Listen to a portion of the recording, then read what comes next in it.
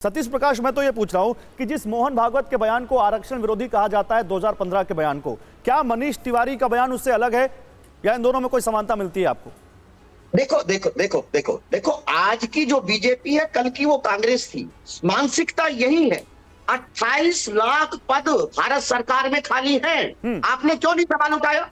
आप सवाल पूछिए ना। दूसरी बात मेरा कहना यह है कि देखिए, आज वो समय आ गया है जब आप जाति को छोड़ना चाहते हैं या आरक्षण को छोड़ना चाहते हैं। मैं तमाम डिबेट के बीच में आपको यह कहना चाहता हूं कि चलिए, अगर आपको आरक्षण के ऊपर चर्चा करनी है, हम आरक्षण की समीक्षा, आरक्षण को देना भी चाहते हैं, छोड़ना भी चाहते हैं। आप जाति छोड़ेंगे, आप जातीय व्यवस्था को छोड़ेंगे, आप सामाजिक अत्याचार को छोड़ेंगे, इसकी जिम्मेदारी कौन लेगा? देखिए, मेरा कहना यह है कि आरक्षण कोई भीख नहीं है, वो सामाजिक न्याय का सबसे मजबूत साधन है।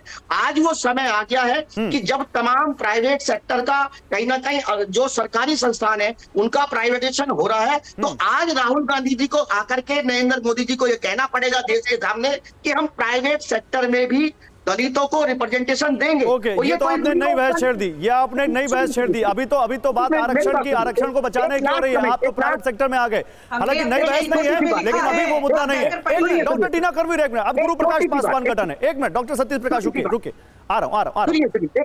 नहीं, जल्दी से 10 सेकंड में कंप्लीट कर लीजिए, 10 सेकंड में कंप्लीट कर लीजिए, फिर गुरु प्रकाश पासवान। देखिए, अगर प्राइवेट सेक्टर में रिजर्वेशन लागू होगा तो भारत सरकार की कार्यक्षमता कम नहीं होगी। अमेरिका में ऑलरेडी प्राइवेट सेक्टर में रिजर्वेशन लागू है, वहां डाइवर्सिटी लागू है।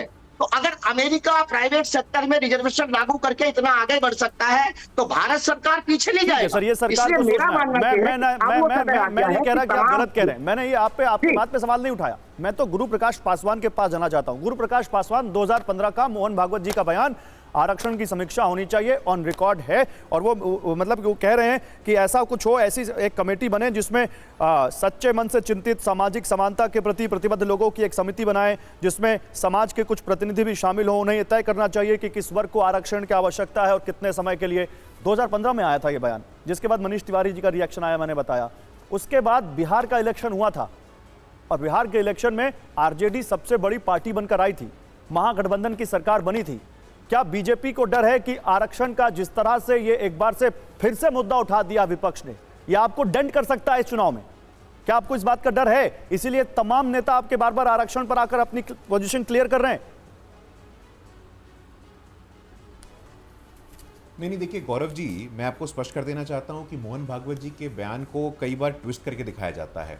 मोहन भागवत जी का ही यह बयान आया है कि आरक्षण कब तक, जब तक दलित, ओबीसी, आदिवासी चाहे तब तक। ये भी मोहन भागवत जी का बयान है। हाँ। आपके विचार में, आपके व्यवहार में, आपकी कथनी में, आपकी करनी में किसी प्रकार का कोई अंतर नहीं होना चाहिए। आखिरकार क्या कारण है गौरव जी? मैं आपसे पूछना चाहता हूं कि बाबा साहेब अंबेडकर के बाद देश के इतिहास में दूसरी बार कोई अनुसूचित जाति समाज का व्यक्ति कानून मंत्री बनता है तो अब बनता है अर्जुन राम मेघवाल जी। मैं चुनौती देना चाहता हूं, मैं चैलेंज करता हूं यहां पे सतीश प्रकाश जी को और कांग्रेस की प्रवक्ता को कि आप बताइए, पहली बार parliamentary standing committee on home affairs का अध्यक्ष कोई दलित समाज का व्यक्ति बनता है, बृजलाल जी तो अब बनते हैं।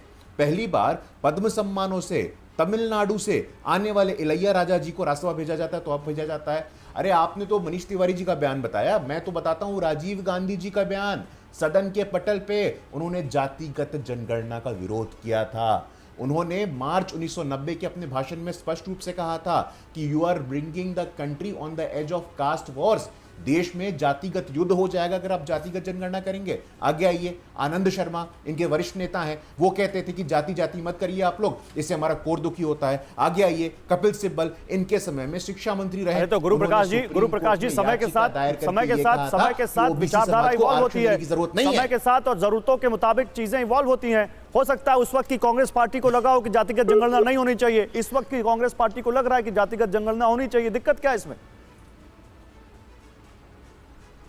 गौरव जी, मैं तो आपका आभारी हूं कि आपके इस शो पे जो बहुत सारे लोग देखते हैं, उस पे कांग्रेस पार्टी के प्रवक्ता ने विधिवत रूप से यह स्वीकार किया कि आरक्षण पे विचार होना चाहिए। ये सतीश प्रकाश जी ने भी ऑब्जर्व किया है, हमने भी ऑब्जर्व किया है और आपके दर्शकों ने भी ऑब्जर्व किया है। हमने अपने मैनिफेस्टो, राहुल गांधी जी की बात कर रहे हैं। मैं अभी टीना करवीर आपको आऊंगा, अभी आपको समय देने का मौका दूंगा, अभी तुरंत इसके बाद बीच में नहीं बोल प्रकाश पासवान की बात कंप्लीट कीजिए। ऐसे नहीं होता है, बोलिए गौरव जी।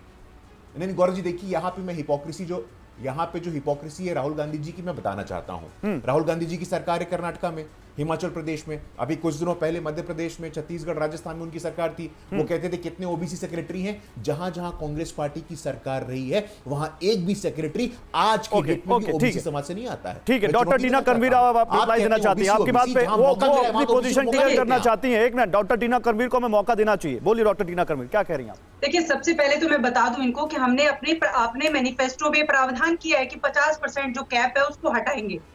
तो आरक्षण को लेकर ये कांग्रेस पार्टी लगातार हमेशा पक्षधर रही है दलित, वंचित और आदिवासी समाज के हित के लिए।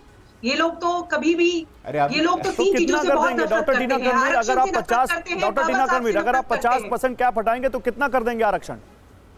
देखिए, ये तो सरकार बनने के बाद हम तय करेंगे कितना करेंगे, लेकिन जो हमने अभी कहा है ये हमने अपने मैनिफेस्टो में डाला है। और दूसरी बात, अगर प्राइवेट इंस्टीट्यूट के अंदर भी हम रिजर्वेशन देने का काम करेंगे सरकार बनने के बाद। इंडिया अलायंस की सरकार बनते ही सबसे पहले हम लोग ये करने जा रहे हैं। ये आपने अपने मैनिफेस्टो में लिखा है, वादे नहीं करते।